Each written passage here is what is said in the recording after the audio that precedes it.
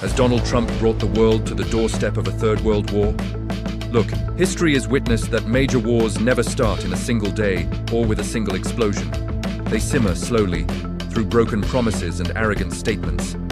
In 1914, when the assassination of an archduke led to World War I, that murder was just an excuse. In 1939, Hitler's attack on Poland was the trigger point for World War II. But in reality, preparations for war had started much earlier, and today, in January 2026, that same terrifying game seems to be starting all over again. Today, Donald Trump's America First policies have become America and nothing else. Trump is behaving like a dictator.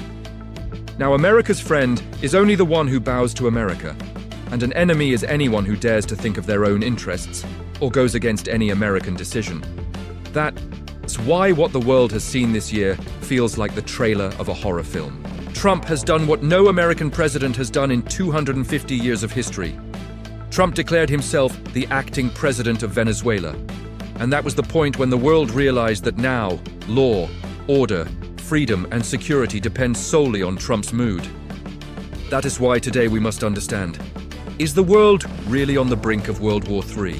To understand this, you need to look at the New Year's calendar of destruction. The first 11 days that changed everything. Future generations may remember these dates the way we remember Hiroshima and Nagasaki.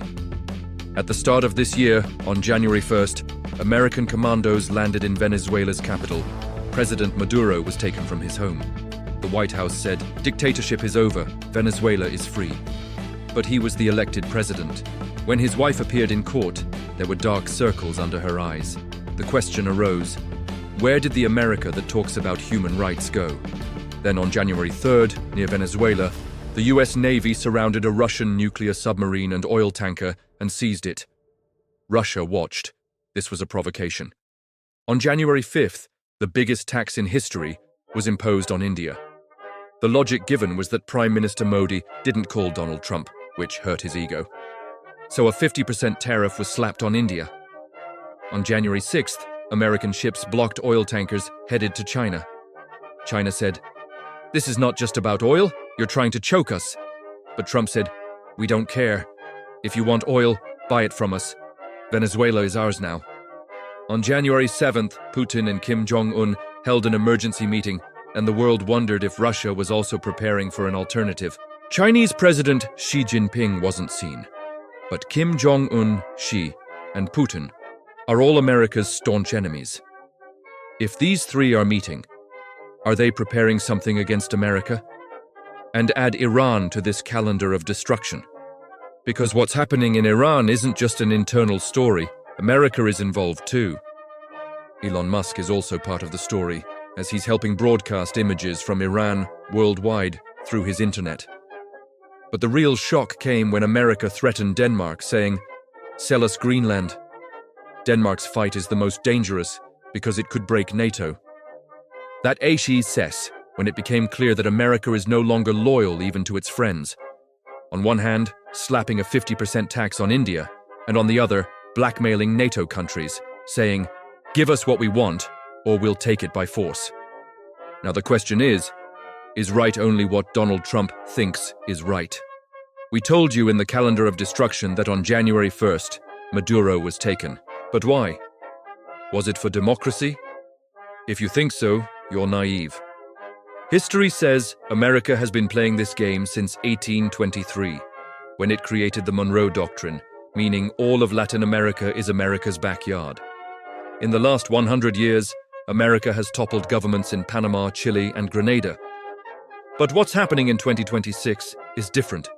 Earlier, it was done secretly. Now, Trump is doing it openly. We explained in detail in the Venezuela episode how the real game is about oil. 303 billion barrels.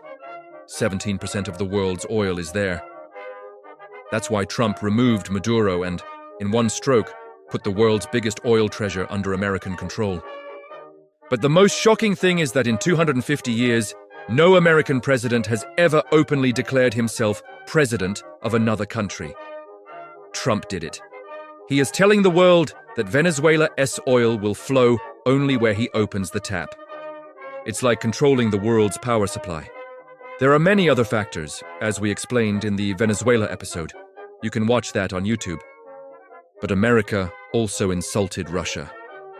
On January 3rd, what happened was a huge humiliation for President Putin. Russia sent a submarine to protect its ship, but America, with its massive navy, seized the tanker in front of the submarine. Russia called it piracy, saying America is now challenging Russia at sea. Putin was furious because America entered his friend's house, finished him, and tried to drive Putin out.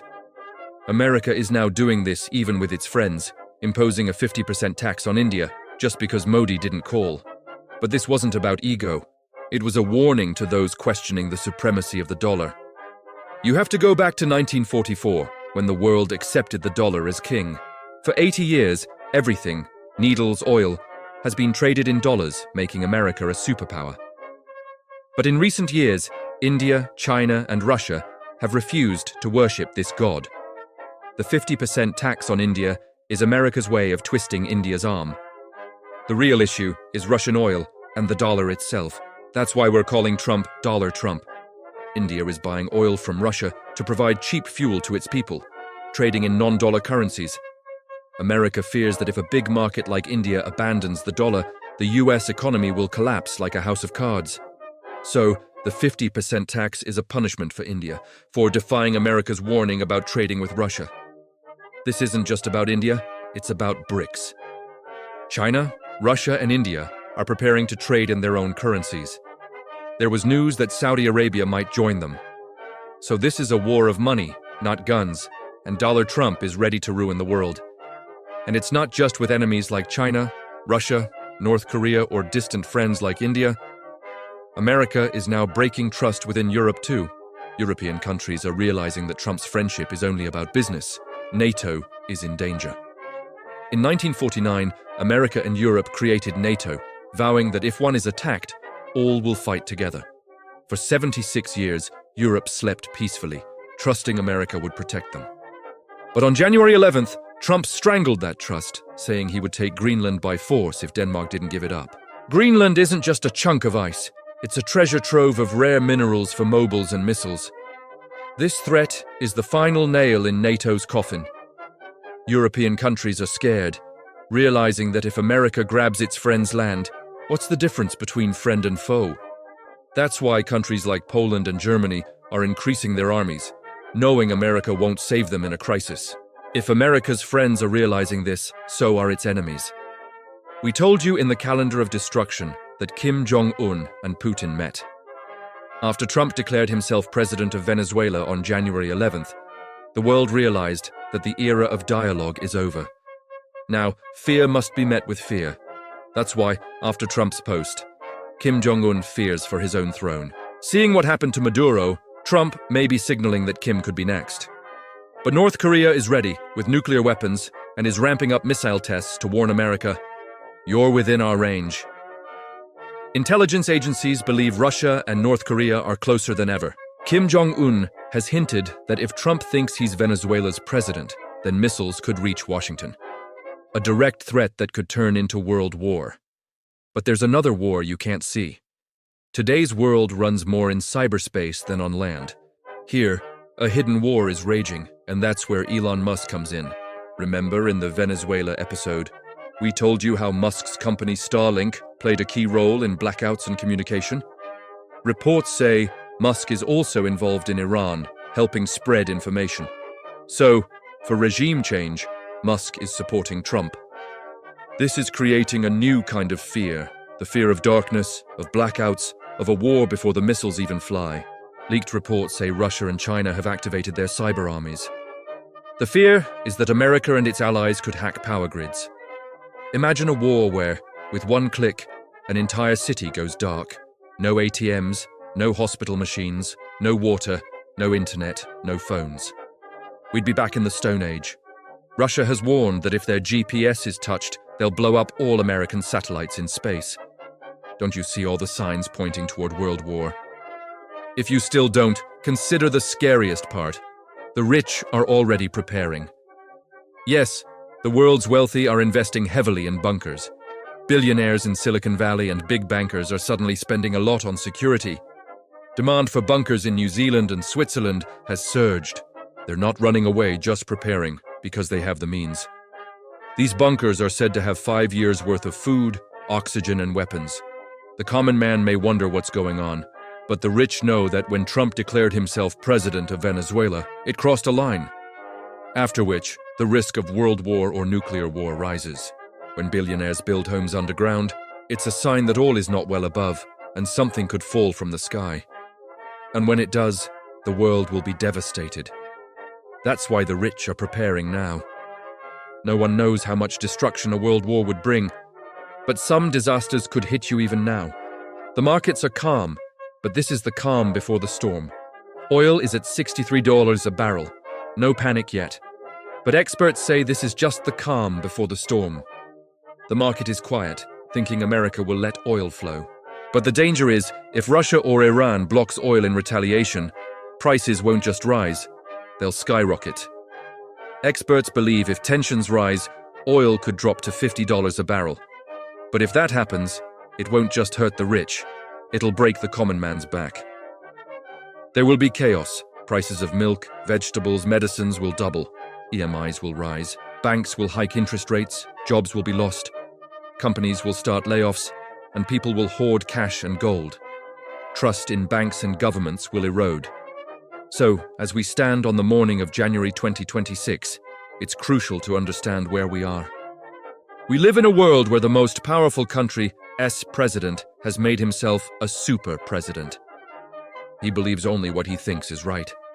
With a single social media post, he can declare himself the owner of another country, seize ships, intimidate friends, raise taxes, and talk about grabbing land. This is not a good thing. It's terrifying, and it's pushing the world toward war. What's happening in Iran isn't just an internal fight, it's a story that leads back to America. The global uproar shows that Trump is pushing the world into the fire of war. His post declaring himself acting president of Venezuela wasn't a joke. It was a declaration that the old world is over. Now, law, order, and freedom are only what America says they are. Putin, Xi Jinping, and Kim Jong-un are silent for now, but will they stay silent for long? Probably not. They know that if Venezuela falls today, tomorrow it could be Moscow or Beijing. In simple words, the match has been struck and dropped on a pile of gunpowder.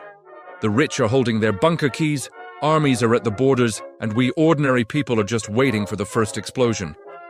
The question isn't when it will happen, but where we'll be when it does, whether it's economic or nuclear. Can it be stopped? Maybe. But is anyone in America raising their voice? Yes, but the courts are silent. Donald Trump is no longer just president, he's made himself a super president. And when one man's ambition becomes bigger than a nation's, history shows disaster follows. Hitler became bigger than Germany. World War II happened. Today, Trump is making himself bigger than America. He's doing what no American president has done in 250 years. Is this a giant step toward destruction? Is the game over or just beginning? Is this the year of disaster? If you have these questions, it's not for nothing. The signs are there, the chronology is clear, from Venezuela to Iran, from North Korea, and Russia's meetings, from China's silence, from threats to India, from warnings over Greenland.